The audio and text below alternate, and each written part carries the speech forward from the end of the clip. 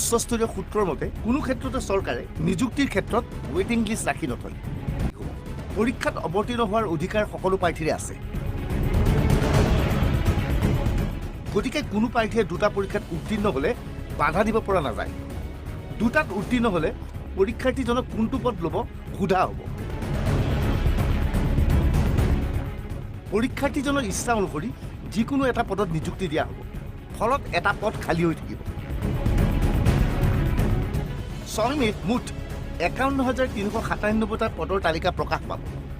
দুটা পদত নিযুক্তি পালে এটা পদৰ চাকৰি খালী হ'ব। সেই পদৰ বাবে পৰৱৰ্তী সময়ত পুনৰ নতুনকৈ পৰীক্ষা অনুষ্ঠিত হ'ব। চৰকাৰে ধাৰণা কৰিছে দুইটা পৰীক্ষাত উত্তীৰ্ণ হোৱা প্ৰাৰ্থীৰ সংখ্যা খুব বেছি 2000 হ'ব।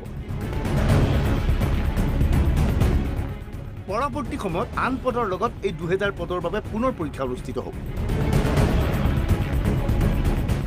এইখিনিতে বহুতে ক'ব বিচাৰিছে যে ৰাজ্য চৰকাৰে ৱেটিং লিষ্ট এখন প্ৰস্তুত কৰি নথয় কিয়? কিন্তু চৰকাৰৰ উচ্চস্তৰীয় সূত্ৰৰ মতে কোনো ক্ষেত্ৰতে চৰকাৰে নিযুক্তিৰ ক্ষেত্ৰত ৱেটিং লিষ্ট ৰাখি নথয়। যিসকল পৰীক্ষাৰ্থীয়ে দুটাকৈ পৰীক্ষাত উত্তীৰ্ণ হ'ব তেওঁলোকে ইয়াৰ এটা পদ ল'ব পাৰিব। বাকী থকা পদৰ বাবে পৰৱৰ্তী সময়ত পুনৰ পৰীক্ষা অনুষ্ঠিত হ'ব বুলি চৰকাৰী সূত্ৰটোৱে জানিবলৈ দিয়ে।